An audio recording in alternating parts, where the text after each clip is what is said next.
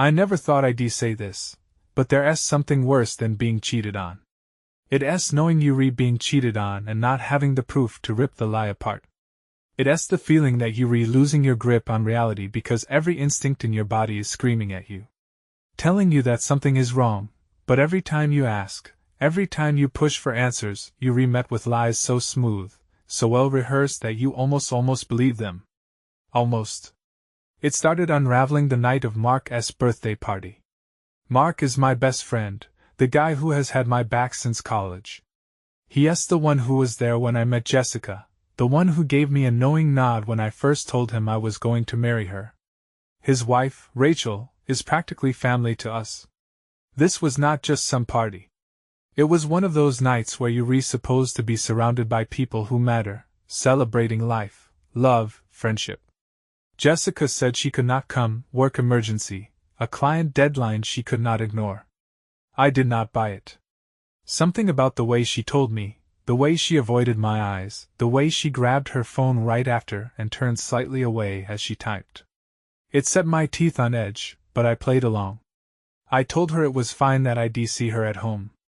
I kissed her goodbye, but as I walked out the door, I did not feel like a husband kissing his wife. I felt like an idiot kissing a stranger. Mark's party was at this upscale rooftop bar downtown, a place with overpriced drinks and too loud music, but the kind of atmosphere that makes you forget real life for a while.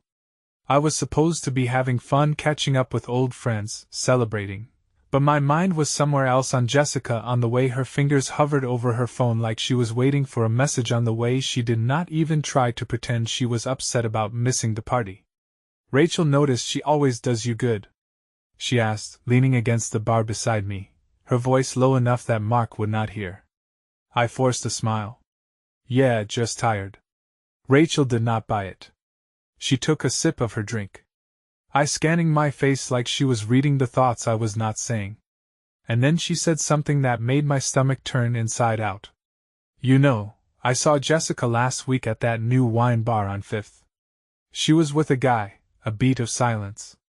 I stared at her, my brain short-circuiting. What? Rachel hesitated. I was not going to say anything because I do not know, it might have been nothing. But they looked close. That word lodged itself in my chest like a hook, dragging something dark and suffocating behind it. Who was he? My voice did not sound like my own. Rachel shook her head. I do not know. Tall, dark hair, expensive-looking suit. I only saw them for a second. But she looked. She stopped herself. She looked what? Rachel exhaled. And I already knew the answer before she said it. Happy. That word, that goddamn word. I left the party early. I do not even remember making excuses. My heart was hammering. My mind racing. Every thought tangled up in a web of worst-case scenarios. I needed to know. I needed proof.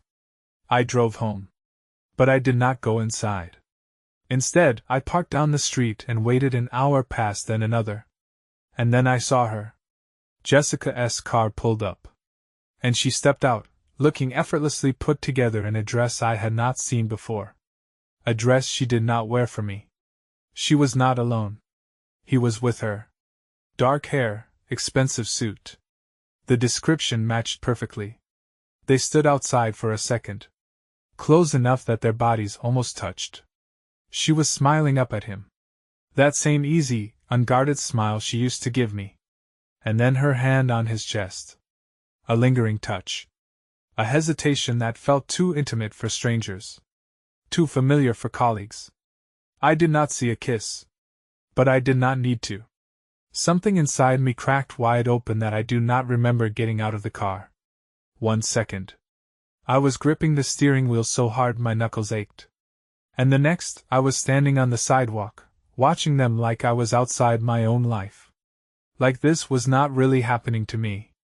Jessica had not seen me yet. She was too busy looking at him.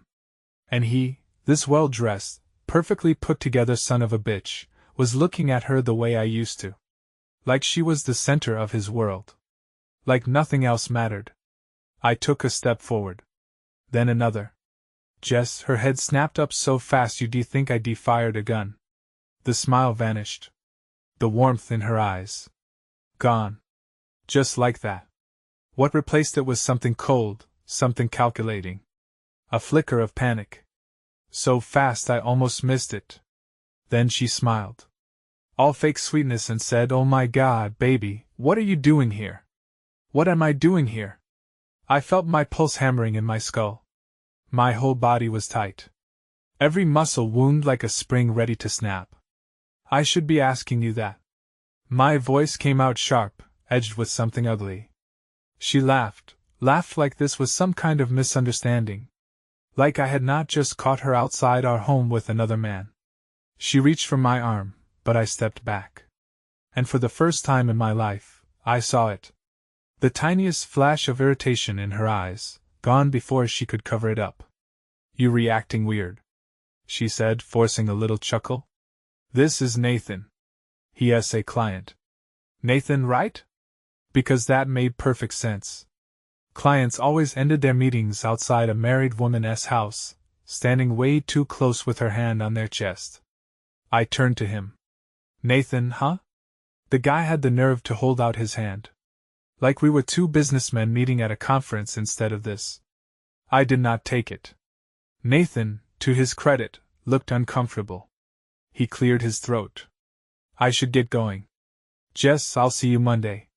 Jessica nodded quickly, her eyes darting to me like she was checking to see if I'd buy the story. Nathan gave me a half-assed nod and walked off. I watched him go, fighting the urge to follow to do something. But I was not going to waste my energy on him. Jessica was the one who owed me answers. She sighed, tilting her head like I was some frustrating child she had to deal with. "Okay, what's with the third degree? I told you he's a client. You think I'm that stupid?" Her eyes narrowed. "I think you're being paranoid. And honestly, it's not a good look on you." That did it. That really did it. I let out a slow breath, trying to keep myself from saying something I'd regret. "Tell me the truth, Jess." She scoffed. "I did. No, the truth. The real one. Because I'm done pretending I do not see what's right in front of me." For a second, just a second, something flickered in her expression. A crack in the mask. And then just as quickly it was gone. "Fine," she said, crossing her arms. "You want the truth? I had drinks with Nathan because we were working on a big project. I did not tell you because I knew you'd overreact. Just like you're doing right now." I stared at her, waiting for her to break, waiting for her to admit it. But she just stood there, all cool confidence. Like I was the crazy one. And maybe that was the worst part. Because after 8 years together, 5 years married, after everything we'd been through, she did not even respect me enough to come up with a better lie. That I stood there, looking at the woman I thought I knew, and realized something gut-wrenching. She was not scrambling to explain. Was not panicked or guilty or even sorry. Jessica was not acting like someone who'd been caught. She was acting like someone who had practiced getting caught. And that hit me harder than anything. I stepped back, dragging a hand over my face, trying to keep my voice level. "You really going to stand there and lie to my face?" She rolled her eyes. "Oh my God! Not this again. Not this again." The casual way she said it, like I was just another problem she had to deal with, like she'd been through this before. Jesus, how many times had she been through this before? My hands clenched at my sides. "How long, Jessica?" She actually laughed. A short, sharp bark of amusement. "Wow, you serious right now? You making a whole scene because I had a drink with a colleague." I wanted to believe her. God, I wanted to believe her. But I was not a fool. "You touched him." My voice was quieter now, deadlier. "Outside our house. You looked at him like," she threw up her hands. "Like what, Adam? Like I was having a conversation? Jesus, you know what? Believe whatever you want. I do not have time for this." And then she turned around and started walking inside. Just like that. Like I was not standing there. Like my heart was not pounding in my ears. Like I was not shattering in real time. Do not walk away from me. My voice was low, steady, but she heard the threat in it. Not a violent one, just a quiet, devastating threat of consequences. She stopped at the front door, her hand hovering over the knob, and for the first time I saw it. The thing she was trying so hard to hide. She was nervous. She exhaled slowly, like she was making a decision, then turned back around, arms crossed. Fine. You really want to do this? Let us do this. You've been acting like a jealous, paranoid psycho for weeks now. And frankly, it's exhausting. I work my ass off. And the last thing I need when I come home is to be interrogated like some criminal. I let out a bitter laugh. You are a criminal, Jessica. You stole our life. You stole my trust. Her expression twisted, just for a second, before smoothing out again. God, you're dramatic. She was trying to push my buttons, trying to twist this into my problem. But I was not taking the bait. I pulled out my phone. Her eyes flickered to it, and that got a reaction. What are you doing? I looked her right in the eye, calling Mark. What? Her voice was sharp now, a little too sharp. I shrugged. You do not respect me enough to tell the truth, fine. But Mark's a neutral party. Let us call him up. See if he thinks I'm being paranoid. Hell, we can even ask Rachel about that little wine bar meeting. Are you serious right now? She was not laughing anymore. I took a step closer. Dead serious. Jessica's jaw tightened. Her hands curled into fists at her sides. I watched the war happening in real time. The desperate scramble for another lie, the calculation, the anger that I was not playing along with her game. And then she scoffed, actually scoffed. You know what? She said, shaking her head with a little laugh.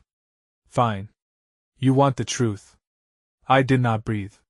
She tilted her head, looking me up and down like I was a joke. You do not deserve it. And with that, she walked inside and slammed the door that I stood there, staring at the closed door. My heart beat a violent drum against my ribs. She was not scared. She was not guilty. She was not even ashamed. Jessica was not just cheating. She was comfortable cheating. And that realization, it knocked the air out of my lungs. I was not dealing with a wife who had made a mistake, who had gotten caught up in something and regretted it. I was dealing with a woman who had perfected the art of deception. A woman who had calculated every move, every excuse, every fake laugh and eye roll to make me second-guess myself. But not anymore. I walked up to the door and pushed it open without knocking. Jessica was in the living room, pouring herself a glass of wine like nothing had just happened. She glanced up at me, unfazed. You're still doing this? She muttered, swirling the wine in her glass. God, Adam, you are obsessed. Obsessed. I let out a slow breath through my nose. You're gonna tell me the truth? She smirked, shaking her head. No, Adam, I'm not.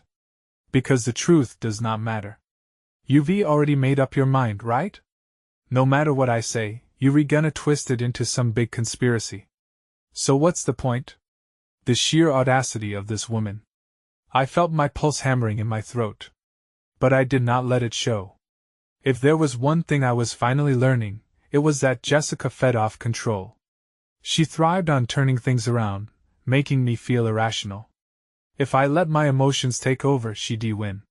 So I smiled, a slow, calm smile that made her tense up for once. I do not need you to tell me the truth, I said, because I already know it. Jessica rolled her eyes, taking a long sip of her wine. Oh, here we go. Please, Adam, enlighten me. What's the big theory? I walked over to the couch, took a seat, made myself comfortable. She was expecting anger, yelling, a fight, but I was not giving her what she wanted. You're sleeping with Nathan, I said. Like it was a fact as obvious as the sky being blue. Jessica blinked just for a second, just a tiny pause before she snorted. Oh my God, you are delusional. Sure, I nodded. So if I go through your phone right now, I would not find anything. Jessica froze a half second too long, a heartbeat of hesitation. And That was the answer. I tilted my head, letting the silence stretch, letting her feel the weight of that hesitation, letting her know she had just given herself away. Jessica exhaled sharply and set her glass down on the coffee table with a little too much force. I'm not doing this with you, Adam. I am so sick of your accusations. I work my ass off. I keep this house running. And this is how you treat me? Like some lying whore? Yes, I said it without hesitation. And the way her face snapped toward me told me she was not expecting it. For once, she was the one caught off guard. For once, she was the one who did not have control. Give me your phone, I said, holding out my hand. Jessica stared at me, her jaw tight. No, why not? Because it's my phone, Adam. Jesus, I do not have to prove myself to you just because you suddenly turned into a paranoid freak. I nodded slowly.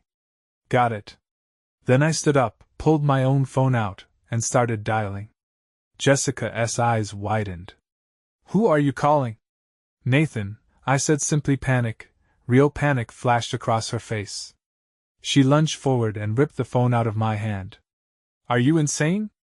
I did not say anything. I just looked at her. She realized it too late. The mistake, the overreaction. If there was truly nothing going on, she would have let me call him. She would have wanted me to. Jessica's face hardened. Her fingers clenched around my phone. Like she was debating throwing it across the room.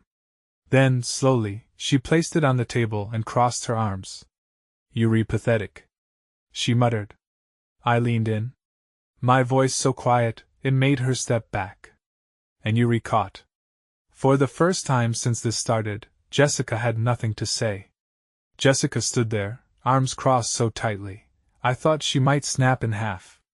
She was calculating, trying to find the right move, the right words, the right lie to flip this back on me. But for once, she could not because she knew she was caught. And worse, she knew I knew. The air between us was thick with something ugly.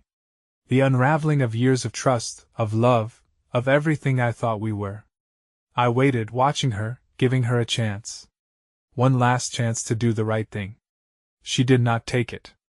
Instead, she sighed dramatically and dropped onto the couch, rubbing her temples like I was the problem. Like this was just another Adam meltdown she had to deal with. You know what? She muttered, shaking her head. I do not even care anymore. I let out a humorless laugh. That's obvious. Her eyes snapped to mine. A flash of irritation flickering across her face. You want to hear it? She asked, her tone shifting. Fine. Yes, I'm seeing someone else. Happy now. I had braced myself for it. I thought I had prepared. But hearing her say it, the cold, effortless way the words rolled off her tongue, felt like getting punched in the ribs. Jessica exhaled and grabbed her wine again, taking a slow sip like she had not just set fire to our entire marriage. You reacting like this is some huge shock, she said, setting the glass down with a soft clink. Like you did not see this coming. I blinked. Excuse me? She tilted her head, studying me like I was beneath her. Come on, Adam. You think I just woke up one day and decided to do this? No, this, she gestured vaguely, between us has been over for a long time. You just refused to see it. Clenched my jaw. You could have ended it. Jessica laughed, a soft, mocking little sound. Oh, please. And deal with your pity party. Your righteous anger. No, thanks. This was just easier. This was just easier. I stared at her, at the woman I had loved, at the woman I had planned a life with. And for the first time, I saw her exactly for what she was. A coward, a selfish, manipulative coward who never had the decency to tell me she had checked out of this marriage months ago. Who is he? My voice came out flat. Jessica sighed, rolling her eyes. Does it really matter? Who is he? Her lips curled into something cruel. You already know. And there it was. The confirmation. Nathan, I let out a slow breath, shaking my head. So what now? You just keep sneaking around behind my back, lying every time you come home late, acting like I'm insane for noticing? Jessica snorted. I mean, honestly, I did not think you'd ever notice. Jesus, she actually said that. The sheer disrespect in her voice, the absolute lack of remorse, the smugness. It made something snap inside me. Not rage, not sadness, just clarity. I nodded slowly, stepping back. All right, Jessica frowned. All right, what? I grabbed my phone off the table, tucked it into my pocket, and met her eyes one last time. All right, we redone. For a second, just a second. I saw something flicker across her face, something unreadable. But then she leaned back against the couch, stretching her legs out like she had won. You read being dramatic, she muttered, sipping her wine again. Let us talk when you calm down. I smiled. She did not realize it yet. She had already lost. I did not say another word. I just turned and walked upstairs. Jessica did not follow. Maybe she thought I was sulking. Maybe she thought I'd cool off, come back down, and we'd play the sick little game again. Where she gaslights, I doubt myself and we pretend things are fine. Maybe she really believed she still had control over this situation. She did not. I grabbed a duffel bag from the closet and started throwing clothes in. Fast, efficient. I did not need much. Just enough to get me the hell out of this house. This lie of a marriage. As I zipped up the bag, I caught my reflection in the mirror. I barely recognized myself. I looked tired, hollowed out, like a man who had spent months, maybe even years fighting for something that had already been dead. I was not fighting anymore. When I walked back downstairs, Jessica was still on the couch, scrolling through her phone, looking completely unbothered. She did not even glance up until she saw the bag over my shoulder. Her brows pulled together. What are you doing? I did not answer. Just grabbed my keys off the counter. Jessica sat up, setting her wine down with a little too much force. Adam, what the hell are you doing? I turned to her, finally meeting her eyes, leaving her lips parted. I saw it, the panic. Because for all her arrogance, all her smug little games, she had not expected this. She had expected me to yell, to beg for answers, to fight for her. She had expected me to stay. Wait, she said quickly, pushing herself up. Let us talk about this. I almost laughed. Talk. Now she wanted to talk. I shook my head. We repassed that. Jessica's jaw clenched. You seriously leaving over this? Jesus, Adam, you are such a do not. I cut in sharply. Do not try to spin this. Do not try to make this about me. You did this. You made this choice. Now you get to live with it. Jessica's expression flickered. Anger, disbelief, something close to desperation. And then she did what she always did. She tried to take control. Okay, fine, she said, smoothing down her dress. Like this was a business negotiation. I screwed up. I should have told you how I felt instead of. She stopped, rolling her eyes. Whatever, but we do not have to do this. Just stay. We'll figure it out. There was something almost casual in her tone. Like she was annoyed, not sorry. Like this was some small inconvenience in her day. Not the complete collapse of our marriage. I let out a slow breath and looked at her. Really looked at her. I had spent so much time loving this woman. So much time believing in her, defending her, fighting for her. And for what? She was not worth it. She never had been. Goodbye, Jessica.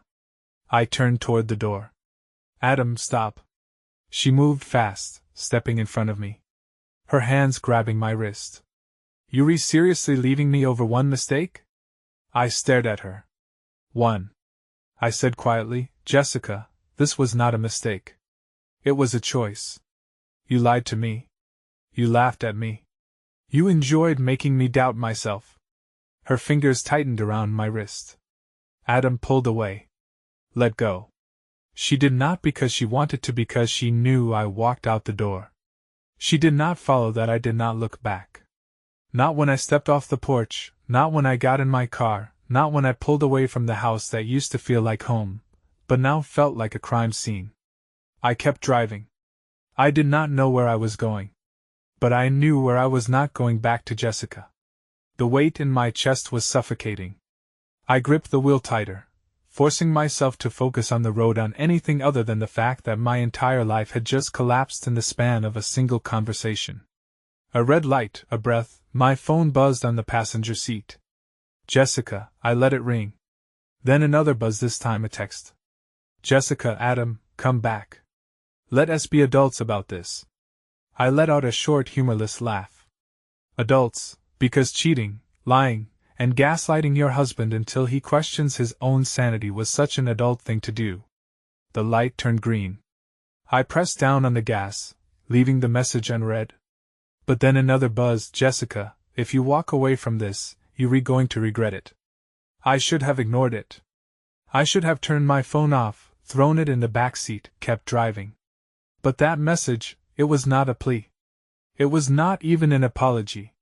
It was a threat. I pulled into the first empty parking lot I could find and grabbed my phone. My pulse suddenly louder than the engine still running beneath me. The dots appeared. She was typing. Then another message popped up. Jessica, you think you know everything? You do not know a damn thing, Adam. I stared at the screen, my fingers tightening around the device.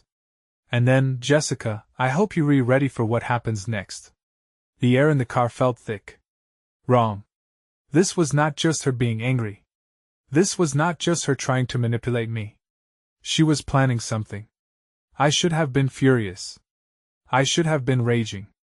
Instead, I felt something else. Something worse. I felt uneasy. I sat there, staring at my phone, a slow, sinking feeling creeping over me. Jessica was not just lashing out. She was not just trying to guilt-trip me. She was confident.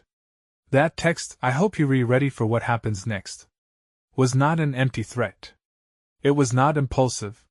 Felt measured. Like she already had a plan. I tightened my grip on the wheel, my jaw clenching.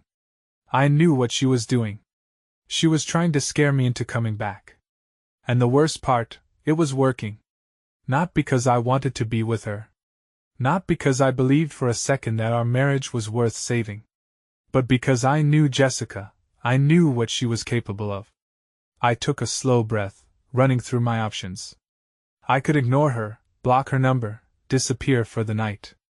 But that would not stop whatever she was planning. That would not stop her from burning everything down just because she could not stand losing control. Now, I needed to get ahead of this. I needed to know what she was up to. I pulled up another contact in my phone. Rachel, she picked up on the second ring. Adam, her voice was cautious. Like she already knew something was wrong. I need to ask you something, I said, cutting straight to the point. You told me you saw Jessica with Nathan at that wine bar. Did she see you? Rachel hesitated. I do not think so. Why? Because if Jessica did see her, if she knew Rachel had told me, then I was not the only one she was about to go after. I exhaled slowly. I think she is about to make this ugly. Rachel went quiet for a second. Then in a lower voice, Adam, what did she do? She admitted it. A sharp inhale. And now she is threatening me. Rachel swore under her breath. Of course she is. I ran a hand down my face. I do not know what her next move is. But it is not going to be good. She is not the type to just accept losing. Rachel sighed. No, she is not. Pause. Then you need to protect yourself. I knew that I had known that from the moment I saw the look in Jessica's eyes when she realized I was really leaving. The question was how? Because Jessica was not the type to break down sobbing, begging me to take her back. Jessica was the type to ruin me before I could ruin her. And whatever she had planned, I had a feeling it had already started that I did not go home. I knew better than that. Jessica's last text was still sitting on my phone. A silent warning. I hope you're ready for what happens next. I had no idea what that meant. But I knew one thing for sure. I could not walk into it blind. So instead of going back, I drove to Mark and Rachel's. Mark opened the door, his brows furrowing the second he saw me. Jesus, man, you look like hell. Yeah, I muttered, stepping inside. That's what happens when you find out your wife is cheating on you and then threatens you the second you leave. Mark's entire face darkened. Rachel appeared from the kitchen, already holding a glass of wine. When she saw me, she let out a slow breath and muttered, "That bitch." "Yeah," I said dryly, "that about sums it up." I dropped onto their couch, my mind still racing. I had not stopped thinking since I left the house. Since I saw those messages. Since I realized Jessica was not done with me. Mark sat across from me, his expression unreadable. "So how bad are we talking here?" I exhaled, rubbing my temples. "I do not know yet. But she's not just going to let me walk away." Rachel sat down next to me, crossing her arms. "She never thought you'd leave." Exactly. Jessica had spent years building up this perfect image. Successful, charming, in control. But I had never realized how much of that control was tied to me. Me being loyal, me playing along, me being the good husband. The second I took that away, she had nothing left to control. Mark leaned forward, resting his elbows on his knees. "Okay, so what's her move?" That was the question, was not it? What does a woman like Jessica do when she realizes she has lost? Manipulate, destroy. I raked a hand through my hair. I do not know. But I need to be ahead of it. Rachel's eyes flickered with something unreadable. "You do not think she'd make something up? Do you?" I looked at her. Rachel sighed, shaking her head. "Forget it. That's crazy." But was it? I thought about the way Jessica smirked when she admitted it. The way she laughed, like my pain was an inconvenience to her. She had not cared about what she'd done. She only cared about getting away with it. Mark let out a slow breath. "Listen, no matter what she tries to pull, you're not dealing with it alone. You're staying here tonight." I did not argue. I was not stupid enough to think I was safe anywhere else. Rachel disappeared down the hall, grabbing pillows and a blanket, while Mark grabbed us both a drink. For the first time since this whole thing started, I felt like I could breathe. But as I stared down at my phone, at Jessica's last message, I knew one thing for certain: whatever she was planning, it was not over. Not even close. I did not sleep that night. Even with a roof over my head, even knowing I was in a house where Jessica could not get to me, I still felt cornered because she was not the type to just let things go. I sat up on the couch, staring at my phone, waiting for the next bomb to drop. The next message, the next move. But hours passed and there was nothing. And somehow that was worse. By morning, I was strung out from exhaustion but too wired to rest. Mark had already left for work. But Rachel was still home, sipping her coffee at the kitchen counter, watching me carefully. "You look like hell," she muttered. I let out a dry laugh. "That's what happens when your wife declares war on you." Rachel exhaled. "Any updates?" I shook my head, staring down at my untouched coffee. "Nothing. And that's what's freaking me out. Because Jessica was doing something. I just did not know what." Then my phone buzzed. I snatched it up so fast my hands shook. One unread message. From my boss. Rachel watched my expression shift. "What?" I opened the message. "Boss. Hey Adam. I think we need to talk. Can you come in today?" A cold, sinking feeling settled in my gut. Rachel must have seen it on my face. "Oh no," she whispered. "What did she do?" I was already typing. "Me. Is something wrong?" 3 dots appeared. Then boss. "I'd rather discuss in person. See you soon." I shot up from the couch. "I have to go." Rachel grabbed my wrist. "Wait, Adam, think. What's the worst thing she could have told them?" I did not want to say it. I did not even want to think it. But I knew Jessica. I knew her anger, her pettiness, her calculated cruelty. And I knew she would not just ruin our marriage. She'd ruin me. Rachel must have seen the realization dawn on my face. "Adam." Her voice was urgent. Listen to me. Whatever happens in that office, stay calm. No matter what she told them. No matter how bad it is. Do not let her control the narrative. I swallowed hard. Yeah. But I had a terrible feeling it was already too late. I grabbed my keys, shoved my phone in my pocket, and walked out the door. And for the first time in my life, I knew Jessica was about to take everything from me.